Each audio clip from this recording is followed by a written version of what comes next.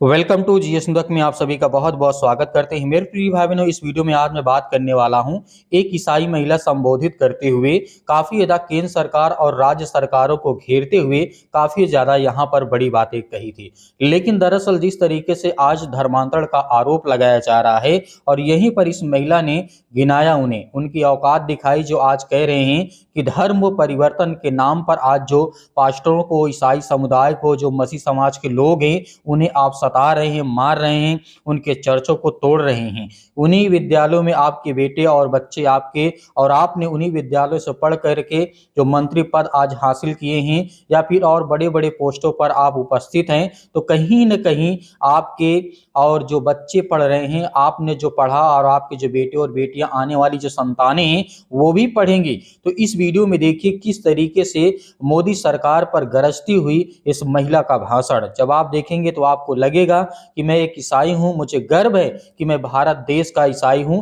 और भारत देश में ही मेरा जन्म हुआ, और यहाँ पर किसी प्रकार से हम किसी जाति समुदाय को लेकर के नहीं, यहाँ पर हम अपने धर्म को लेकर के, अपने जो राजनीतिक दल हैं, जो अपने आप को कहते हैं कि कट्टरपंथी विचारधारा के लोग हैं, जो आरएसएस और बीजेपी और जो बजरंग दल, विश्व हिंदू परिषद, इस तरीके के जो छोटे छोटे दल हैं, जो अपने आप को कहते हैं कि हम सनातनी धर्म हैं, तो ऐसा बिल्कुल नहीं है। पहले आप इस वीडियो क्लिप देखिए, उसके बाद मैं आपको बताता हूँ। भ्रष्टाचार से सब बर्बाद है, भ्रष्टाचार से सब बर्बाद है। क्या देश अब भी आजाद है?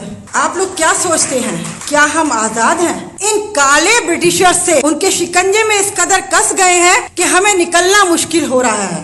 मैं एक भारतीय ईसाई हूँ, मैं गर्व से कहती हूँ कि मैं एक भारतीय ईसाई हूँ।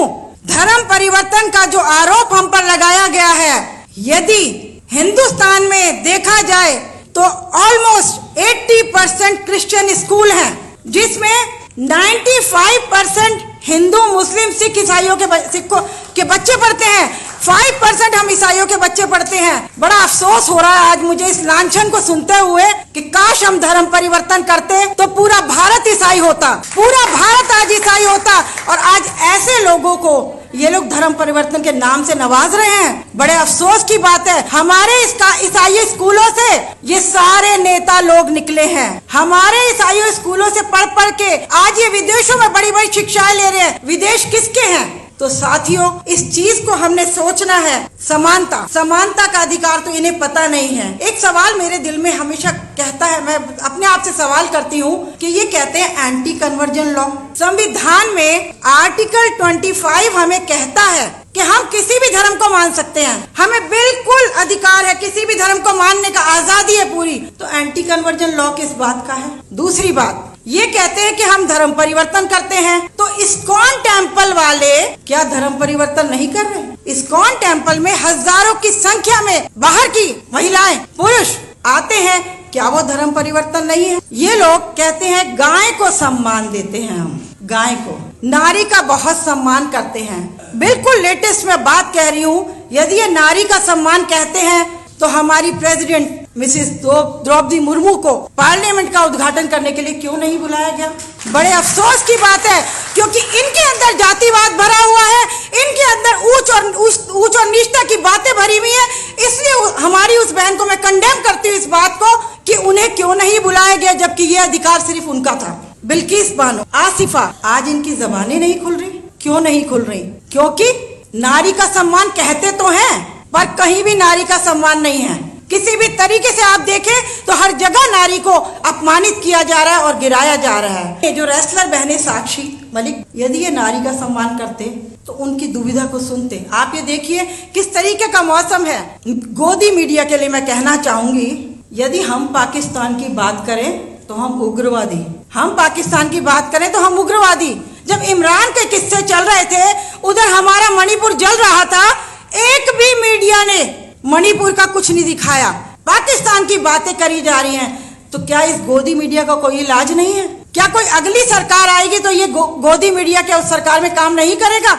हिजाब पर किस तरीके से तंज कसे जा रहे हैं, स्कूलों में लड़कियों को किस तरीके से बेइज्जत किया जा रहा है, क्या ये है हमारे भारत की हकीकत? क्या इस तरीके से लड़कियों को, बहनों को अपमान किया जाएगा?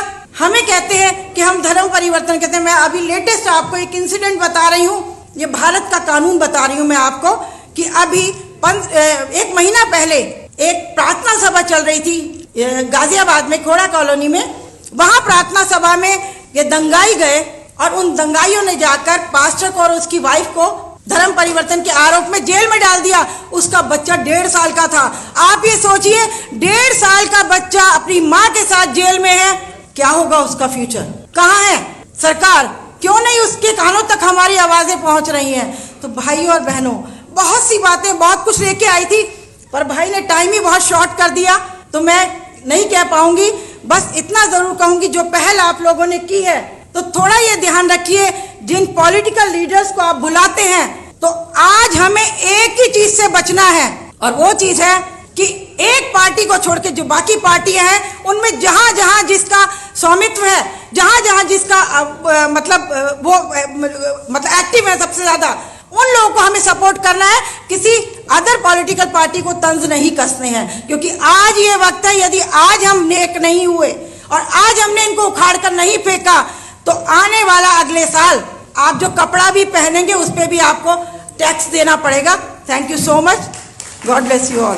जैसे आपने इस वीडियो क्लिप को देखा तो आपको यह एहसास होगा कि द इंडियन कॉन्स्टिट्यूशन, भारतीय संविधान के तहत आर्टिकल 25 से लेकर के 28 तक यहाँ पर हमें जो कि धार्मिक स्वतंत्रता की आज़ादी दी गई है, लेकिन फिर भी राज्य जो सरकारें हैं वो एंटी कन्वर्जन बिल लाती हैं। बहुत सारी राज्यों ने लाया, जैसे राजस्थान हो गया, उत्तर प्रदेश हो गया, छत्तीसगढ़ हो गया, हरियाणा हो गया, बहुत सारे ऐसे राज्य हैं जहाँ पर आपने देखा होगा कि एंटी कन्वर्जन बिल लाया गया और पास भी हुआ है। और जिस तरीके से आज मसीह समाज के ऊपर अत्याचार हो रहा है, जिस तरीके छत्तीसगढ़, पंजाब हो गया, उत्तर प्रदेश हो गया, और बहुत सारे ऐसे चंडीगढ़ हो गए, बहुत सारे ऐसे राज्य हैं जहां पर लगातार मसीह समाज को सताया जा रहा है और लगातार दबाया जा रहा है। तो मैं इतना ही कहना चाहूंगा कि आप इस वीडियो को इतना शेयर करें कि ज़्यादा से ज़्यादा लोगों तक पहुंचे और ज़्यादा से ज़्यादा लोगों की आवाज़ बुलंद हो और मसीह समाज के लोग जागरूक हों और एकजुट हों और परमेश्वर से विनती और प्रार्थना और दुआ करते रहें, ताकि ये जागरूक रहें। और परमेश्वर हर एक मसीह भाई बहनों के साथ है, और जो नहीं मानते हैं परमेश्वर को, उनके भी साथ परमेश्वर हमारा है, क्योंकि वो भेदभाव करने वाला नहीं, वो मानव जाति के लिए संसार में आया है। किसी जाति, किसी समुदाय, किसी धर्म के लिए परमेश्वर नहीं आया है। परमेश्वर ने अपना लहू बहाया है तो इस संसार के लोगों के लिए, उस संसार में जो पाप फैला था उस पाप से लोगों को बचाने के लिए अपना लहू बलिदान कर दिया है, अपने आप को बलिदान कर दिया है, अपने लहू के छींटे से हम सभी को पवित्र किया है। इसके लिए हम बहुत बहुत परमेश्वर का धन्यवाद करते हैं और आप सभी मसीह भाई बहनों का धन्यवाद करते हैं।